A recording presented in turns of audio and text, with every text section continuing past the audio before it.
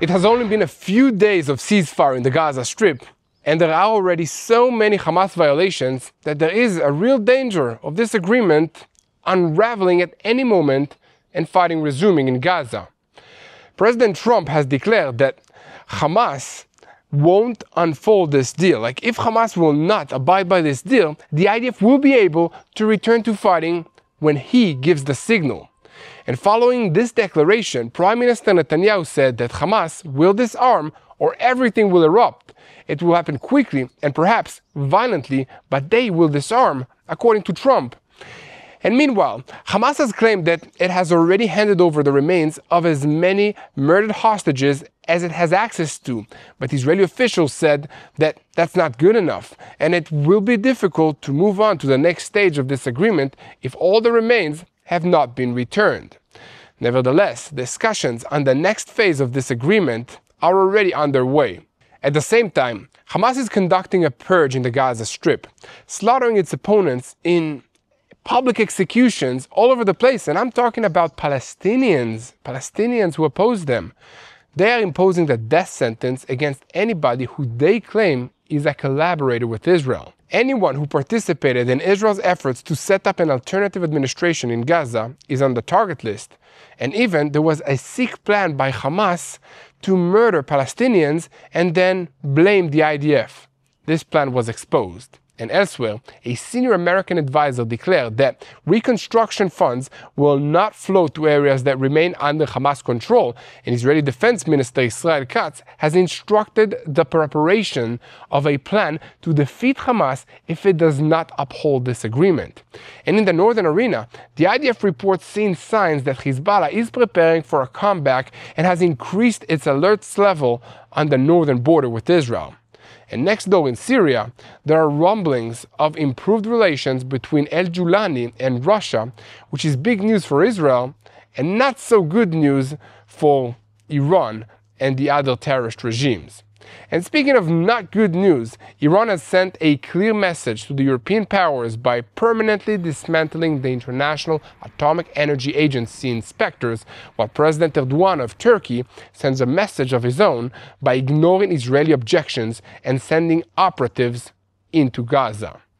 Welcome to the weekend edition of Boots on the Ground. I'm your host Yair Pinto, and today we're going to dive deeper into everything that slipped the news this week. So Prime Minister Benjamin Netanyahu's office confirmed on Wednesday evening that Israel has received 2 coffins containing the remains of hostages who were murdered in captivity from the Red Cross, which received from the Hamas terrorist organization in the northern Gaza Strip.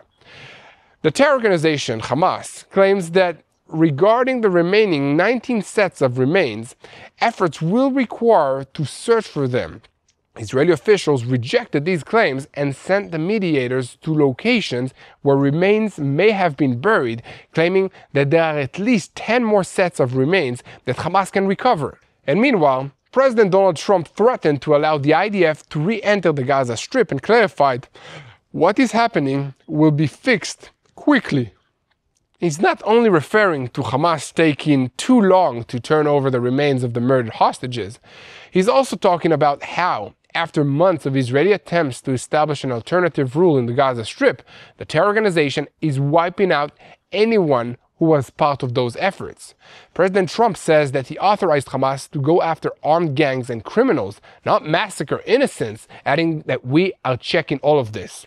And Prime Minister Benjamin Netanyahu was interviewed this week on CBS Morning Show and clarified, we agreed to give peace a chance, but Hamas must disarm. If Hamas continues to hold power in the Gaza Strip, everything will erupt. And echoing President Trump's words, he added, it will happen quickly and perhaps violently, but they will disarm. A senior advisor in the American administration said that the United States is working to achieve initial stability in the Gaza Strip and that a plan is being prepared to establish an international stabilization force. The official also raised the possibility that the reconstruction of Rafah, which is not under Hamas's control, may serve as an example of future reconstruction of the whole strip. And elsewhere, in a discussion held with the Chief of Staff and the IDF's top brass on the IDF's readiness in the Gaza Strip, Defense Minister Israel Katz instructed the preparations of a plan for the overall defeat of Hamas in Gaza if it refuses to implement President Trump's plan after he declared that Israel will be able to return to the streets of Gaza the moment I give the signal. And in parallel, mediators are discussing sending 1,000 Palestinian Authority police officers to the Gaza Strip to help stabilize the security situation in Gaza. These discussions are also dealing with issues related to the transferring of hostage remains, to the question of control of the Gaza Strip, security arrangement, and Hamas disarmament. And at the same time, we keep getting reminders of why Hamas must be disarmed and removed from power inside the Gaza Strip. This week, a plan to murder an Israeli hostage and blame it on Israel was exposed. This plan was part of a campaign of psychological warfare that Hamas was carrying out and is still carrying out against the Israeli public. And speaking of psychological warfare, despite Israel's opposition to Turkish involvement in the Gaza Strip, a Turkish report indicates that Turkey's President Erdogan is convening a team of experts who will be sent on his behalf to the Gaza reconstruction mission. On the northern arena, the IDF is increasing its level of alert following indications that Hezbollah is attempting to make a comeback and rebuild its capabilities south of the Litani River, closer to the Israeli border. The IDF has already detected and pushed back several attempts by Hezbollah to move back into the contact villages on the border and will continue to do so. And meanwhile, President Putin will host Syria's interim president Abu Muhammad al-Julani in Moscow for a working visit next week. The meeting is expected to include a request for the extradition of Syria's former president Bashar al-Assad and other members of this regime. Like many other Israelis, we will be watching this meeting very closely. And finally, Iran is pushing back against pressure for the European countries to re-establish International Atomic Energy Agency inspectors at its nuclear facilities. So we have a lot to talk about today, so let's dive into the details. I'm Yair Pinto, and this is your Boots on the Ground report about what's happening in Israel. And today, we are in a wrap-up edition of everything, the most important news that happened this week in Israel. We will bring you all the information on day 4 of the ceasefire that for now has ended the war against Hamas, but there are still additional fronts that are ongoing in this region. And as always, there is never a dull moment in the Middle East. And guys, a moment before we begin, I want to call on you to continue and spreading the truth. Share, follow us, and most importantly, do not forget to hit that subscribe button. This is how we reach more people around the world. On Wednesday evening, Hamas handed over to the Red Cross 2 coffins with the remains of fallen hostages, which were then transferred to the IDF and arrived overnight at the Institute of Forensic Medicine, which this handover, the terrorist organization claimed it had returned all the living hostages to Israel and all the remains of the fallen that they have access to. The meaning of this claim is that Hamas is effectively saying that they cannot retrieve the remains of other 19 hostages who were murdered in captivity. And a statement by Hamas added that reaching them requires great efforts and special equipment to search for them and extract them from the ground and the rubbles. Israeli officials rejected this statement and claimed that the terrorist organization can reach at least 10 more fallen hostages, and in the coming days, teams from Egypt and Turkey will begin operating inside Gaza to search for additional fallens, and Israel has provided the mediators with coordinates and locations where fallen hostages may be buried. However, there are concerns that this process could take weeks, and the Israeli message is that Hamas must show 100% effort, and so far, it does not appear to be making so much effort to find these remains. And on that note, the IDF says that Israel has a variety of pressure levers that it can apply on Hamas if it tries to violate this agreement, including by avoiding the return of all the fallen hostages and by refusing to disarm. A senior military source said today that the IDF is currently in the northern parts of the Gaza Strip, in the eastern part of the Gaza Strip, above the ridge 70 and 80, and in the southern parts, the IDF sits in Rafah and also controls neighborhoods of Khan Yunis. So the IDF is encircling Hamas from all directions, which is in Gaza City and controls a small part of other parts in the Gaza Strip. And with all of that in mind, the officer added that we are currently on a defensive line, but upon orders, we can immediately switch to offensive. The IDF also says that the fact that Hamas does not have living hostages in its hands means that they will have great freedom of action. The IDF will. Whereas before, the IDF had to be careful to avoid taking action that might put the hostages in danger if fighting begins again. This time, there will be no such need. Therefore, in a discussion held today with the Chief of Staff and the IDF top brass on the IDF's preparations in Gaza, Defense Minister Israel Katz instructed the preparations of a plan for the total defeat of Hamas in Gaza if it refuses to implement President Donald Trump's plan, and there will be a need to renew the fighting, boots on the ground, of the IDF inside Gaza City. The statement went on to say that within the framework of the Trump plan, Hamas must return all the fallen hostages into its possession and disarm, while Israel, together with the international force led by the United States, will act to destroy all the tunnels and the terror infrastructures inside the Gaza Strip to ensure that the Gaza Strip is demilitarized of any threat to the state of Israel. If Hamas refuses to implement this agreement, Israel, in coordination with the United States, will return to fighting and act for the complete defeat of the terrorist organization Hamas and the change of the reality inside the Gaza Strip and the achievement of all of the war's objectives. And meanwhile, official sources in Israel confirmed that representatives of the Shin Bet and the IDF are in Egypt in order to advance the steps to locate the bodies of the fallen and to coordinate the continuation of implementing the signed agreement. A forward security source told the Ma'ariv Israeli news portal that the effort now is with the mediators for the continued return of all the fallen hostages. In Cairo, there is an agreement implementation team, as well as representatives of the Shin Bet and the IDF, who are working directly with the mediators. So, to understand why this is all happening, we must remember that the agreement stipulates that Hamas will make a maximum effort to return the bodies of 28 fallen hostages, including 2 American citizens. Israel claims that Hamas is not meeting this agreement, and because of this, other parts of this agreement are being put on hold, including the provision of reconstruction and also humanitarian aid. Israeli officials claim that some of the remains of the fallen hostages will be difficult to locate, but emphasize to their American counterparts that if most of the remains are not returned, it will be very difficult to move to the next stage of this agreement. So far, Hamas has returned 9 sets of remains of fallen hostages, while 19 others are still in the Gaza Strip.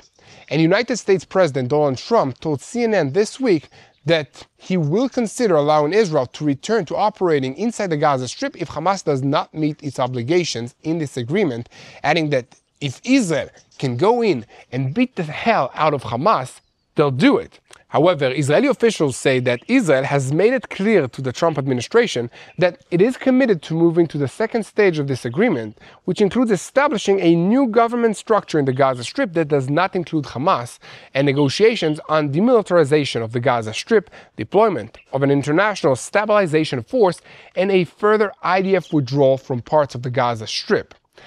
But Israel has also clarified that the more Stage A is implemented in full, the easier and the faster it will be for Israel to move to Stage B. If it is not implemented in full, it will not be possible to move to the next stage. And here, at TBN Israel, we will continue to spread the truth. So, help us by liking this content, by leaving a comment. Let us know what you think of all of this situation and how you think we should pray for the peace of Jerusalem. I'm curious to hear. But make sure to subscribe to TBN Israel so you never miss another episode of Boots on the Ground.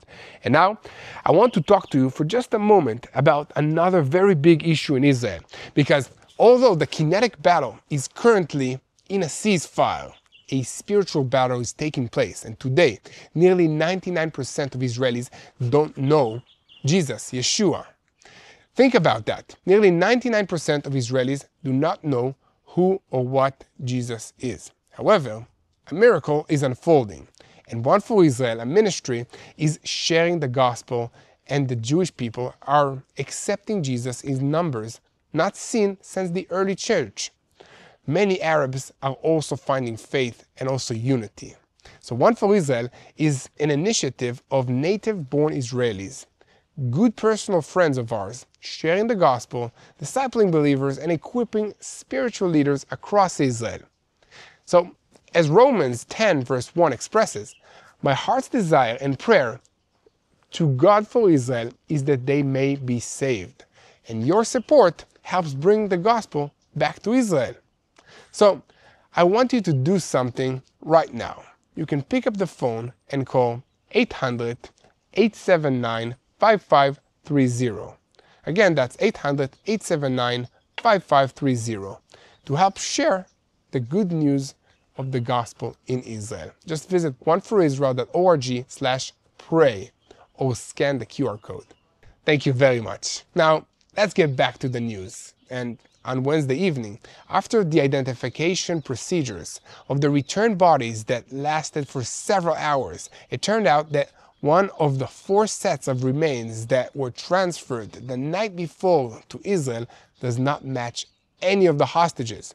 This is not the first time that Hamas has delivered to Israel a set of remains that they said belonged to a slain hostage, but it was actually not. But unlike in previous instances, Israeli officials believe that this time it was an honest mistake, adding that it's better that they bring remains that will turn out to be misidentification than to wait for a definitive identification on their side, which would take a lot more time. So senior officials in Israel contradicted the assessment and claimed that the decision to send a Palestinian body dressed in IDF uniform was deliberate and infuriating, but does not constitute a violation of this agreement. So, do you think that Hamas did this in purpose or not? Let me know in the comments what you say. And it is important to understand that no one is in a rush to cast aside this agreement, and everyone is trying to be patient and wait for the return of the remains of the fallen and to do everything to avoid a return to this fighting. So this week, representatives of the Shin Bet and the IDF even arrived in Cairo to insist on implementing this agreement with the mediators. And meanwhile, after examining sanctions against Hamas, it's become known that the Rafah crossing, which borders between Egypt and the Gaza Strip, was not open this week for the exit or entry of Gazans. And earlier in the week, Israel announced that this was a sanction against Hamas due to the violation of this agreement, but later a security source also claimed that there are no logistical difficulties. So the source added that there was and is preparation for opening the Rafah crossing. Because the issue of delaying the fallen and the recommendation was raised to the political echelon not to open it, but because of the return of the fallen and the promises that Israel received to find the remains, preparations continue for opening these crossings. So the source also noted that logistically, before opening the crossing, you have to go down to the field, check and send an advance team. It takes time. However, he said, one can also assess that in light of the fact that the 4th body is not that of a hostage, tomorrow, they will also decide to keep the Rafah border crossing closed. And in the meantime, the source said that 608 trucks will enter the Gaza Strip through the Kerem Shalom crossing in accordance with the agreement, and after yesterday, there was an intention to reduce the number to 300. In another big story related to events in the Gaza Strip, this week, Hamas is executing anyone that they even suspect of being connected to Israel or involved in efforts to set up any kind of alternative administration in the Gaza Strip. On Wednesday, President Trump said that although he gave Hamas a qualified green light to clear out the violent gangs who were trying to take advantage of the chaos in the Gaza Strip, he is now investigating reports that they have gone far beyond that. He added, "I'm doing research on it. Hamas has entered to clear out violent gangs. That was what was agreed upon, but we are checking whether it is executing innocent civilians. He was later asked what will happen if Hamas refuses to disarm and replied, "I'm thinking about it. Israel will get back to those streets the moment I give the signal.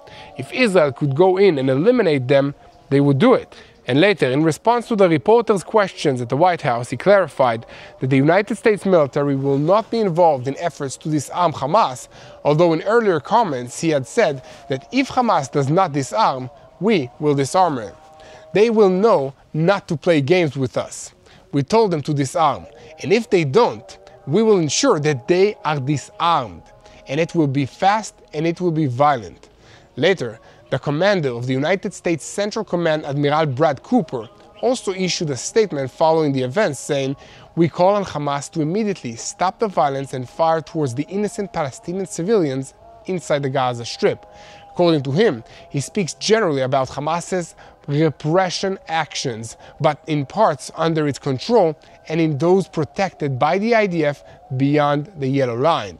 He also called on the terrorist organization to leave governance in the Gaza Strip and to disarm quickly, saying, "This is a historic opportunity for peace. Hamas must seize it by complete resignation, strict adherence to the President Trump's 20-point plan, and disarmament without delay." And with all of that in mind, a senior advisor in the American administration said on Wednesday that the United States is working to achieve initial stability inside the Gaza Strip. This includes a plan that is being prepared to establish an international destabilization force that will enter the Gaza Strip, with many countries already preparing and expressing willingness to participate, including Indonesia. And according to him, the talks are being held with countries such as Egypt, Qatar, and they are progressing in a positive action in order to ensure that humanitarian aid reaches the Gaza population properly. The advisor emphasized that none of the fallen hostages will be left behind and that no one will be forced to leave the Gaza Strip against their will. He also added that no reconstruction funds will be funneled to areas that remain under Hamas's control and that the entire reconstruction process will be carried out under international supervision to prevent the organization from regaining its strength. The idea to establish safe zones in the Gaza Strip, which was examined in response to reports of executions carried out by Hamas, was received enthusiastically by Israel. The senior official raised the possibility that the reconstruction of Rafah, which is not under Hamas control, might serve as an example for the possibility of future reconstruction of the Gaza Strip if Hamas does not control it. And here at TBN Israel, we will continue to report on every development on this issue. So keep spreading the truth, share, and follow us. Most importantly, do not forget to click the subscribe button so that you will remain tuned to the truth in real time. And now, we are moving on to Prime Minister Benjamin Netanyahu's interview on CBS morning program. In the interview, he said that Israel agreed to give peace a chance, but clarified that Hamas must be disarmed. He agreed that the conditions in President Trump's 20-point plan were very clear. First of all, we released all the hostages without taking the IDF out of the Gaza Strip, and afterwards comes the stage of disarmament and demilitarization. This will happen, hopefully, by peaceful means, but if not, perhaps also with violence. The Prime Minister emphasized that this is a two-stage process whose goal is to prevent the recurrence of the disaster of the October 7th, saying that Hamas must give up its weapons and it must be ensured that there are no weapons factories inside the Gaza Strip and no smuggling into it. That is the meaning of demilitarization. We've finished the first part and now we will give a chance to carry out the second part by peaceful means. This is my hope. Netanyahu also referred to the question of who will manage Gaza and said that it is a transition period in which an efficient governance must be shaped, one that not composed of actors committed to the destruction of Israel. As for the security situation in the Gaza Strip, Netanyahu said that there are Gazans there who are fighting Hamas and saying, "We don't want this any longer." Many understand that Hamas brought disaster amongst them due to its zealotry. The way to destroy zealotry is to destroy the hope that it will achieve its goal. When they understand that Israel is here to stay for good, a real change will occur. And regarding the struggle over the world public opinion, Netanyahu referred to an American survey that shows that only 14% of the young people under 30 identify with Israel, saying that you have to be crazy to want wars to continue. In the age of TikTok and fast media, and prolonged war will cost you exactly what it is costing now. This is a struggle over the message, a struggle over the truth. Netanyahu also referred to President Trump's words, who said about him in his speech in the Knesset that he is not an easy person to work with, but that's what makes him great. Netanyahu replied with a smile that he hopes that the president said this because he is tough on matters related to the future of my country. And according to him, it is always the responsibility of the leader of the Jewish state to ensure that the Jewish state will not be in danger of disappearing, and therefore hiding the things that I did. And speaking of which, here at TBN Israel, we will continue to bring you all the truth because, as Prime Minister Benjamin Netanyahu said, Israel is under attack from lies, fake news, and anti-Semitic propaganda. So we, at Boots on the Ground, make sure to fight day by day against the lies and against all the misinformation. How do you fight lies? With the truth. So, help us grow. Give a click to the subscribe button, leave a like, leave a comment, and let's continue. And now, before we move on to the next story, it is very important that we all remember that the Hamas terrorist organization has no respect for human lives. They are simply a death cult terrorist organization.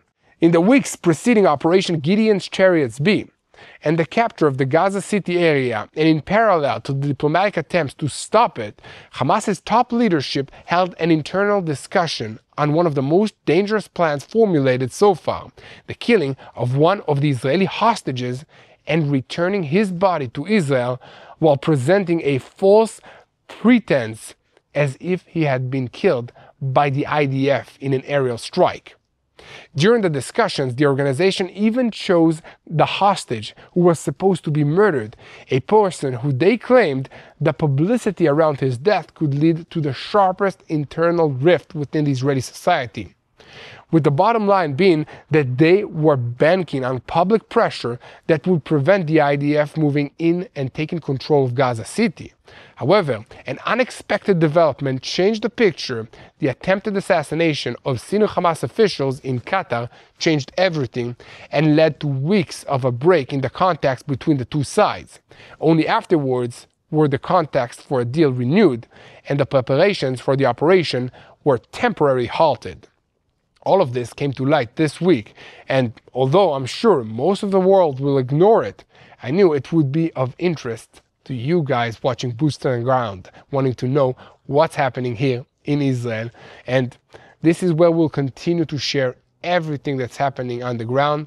So if you want to help us, share this video, make sure to hit the subscribe button, and never miss another episode. So Israel's intelligence echelon is troubled by moves that Hezbollah, the terrorist organization in the north, in Lebanon, has carried out recently inside the Lebanese country. This is a senior official telling media outlets that we are monitoring and also acting against Hezbollah's attempts to rebuild capabilities and to try and change its deployment in southern Lebanon.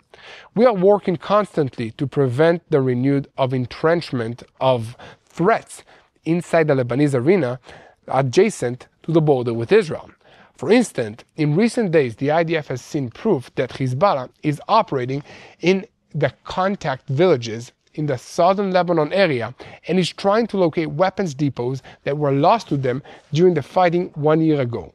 So the Air Force has carried out a series of strikes to prevent Hezbollah from recovering missiles and other weapons from these areas, but at the same time, the Israeli Air Force thwarted several operatives and functionaries at the Hezbollah's tactical command level.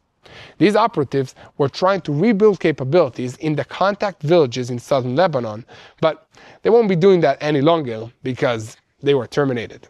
And in related news, the IDF recently decided to enlarge Division 91, the line division on the Lebanese border, and in parallel, the IDF deployed on Mount Dov and on the Hermon shoulder the Mountain Brigade, which operates under the Basan Division, the Golden Heights Division, defending us from whatever happens in the Syrian area. There were also news this week from next door in Syria. As Russian President Vladimir Putin hosted interim president of Syria, Abu Muhammad al-Julani, at the Kremlin on Wednesday in what was described as a working visit. This is al-Julani's first visit to Moscow since Bashar al-Assad, Russia's longtime ally, was ousted last year and found refuge in Russia. A Syrian source told AFP news agency that al-Julani intended to ask the president of Russia to extradite all those who committed war crimes in the area of Syria and are still held in Russia. And this is something that Bashar al-Assad led during his regime. And a source in the Syrian Foreign Ministry said on Tuesday that the meeting was also expected to discuss economic and political issues as well as the status of the Russian military bases in Syria. Russia has two main bases in the country, the naval base in the Tartus and the air base in the Khmeimim, both on the Mediterranean coast. These are Moscow's only official military outposts outside the former Soviet states. And Russia used these bases extensively during its intervention in the Syrian civil war in 2015, when it operated alongside the Assad regime and carried out heavy airstrikes against the rebel areas.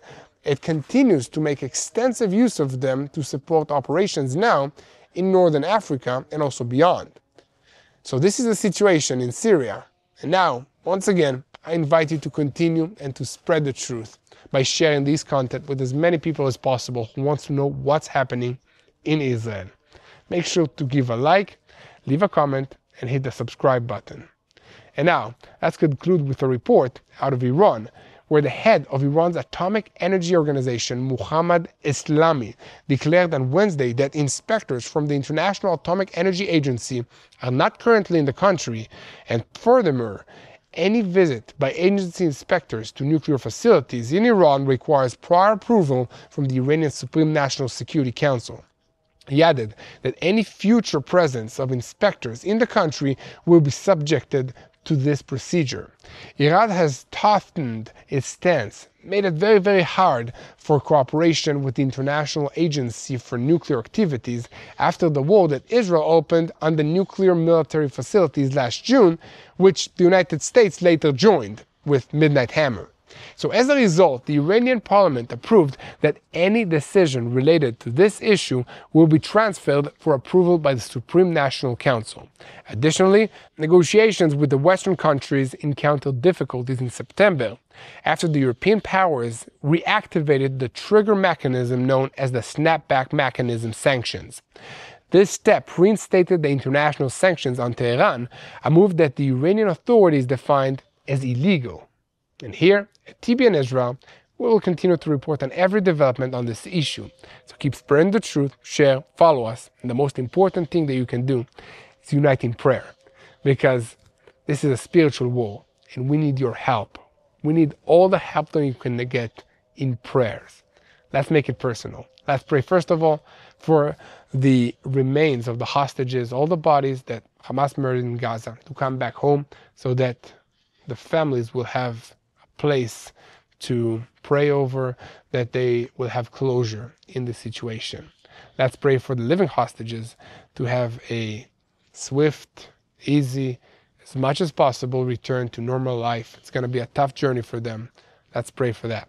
Let's pray for the IDF that is still protecting us in the Gaza Strip. Hamas is still trying to carry out attacks, sending children close to our forces. It's very hard. Let's pray for them to have wisdom and to have God's peace in their heart. Let's pray for wisdom to our leaders. Let's pray for the people of Lebanon that are suffering from Hezbollah. Let's pray for the people of Iran that need a new regime. Let's pray for all of them. Let's pray for our enemies. It's very hard, but let's pray for them to start loving the Jewish people, sending flowers instead of rockets. God can make it happen. And let's keep praying for the peace of Jerusalem. Hello, this is Mati here in Jerusalem with TBN Israel. This is Yair Pinto from TBN Israel here in Jerusalem. TBN Israel is keeping viewers informed with Israel-focused news, culture, and what God is doing in this land. Support TBN Israel today online at tbn.org/Israel. Thank you.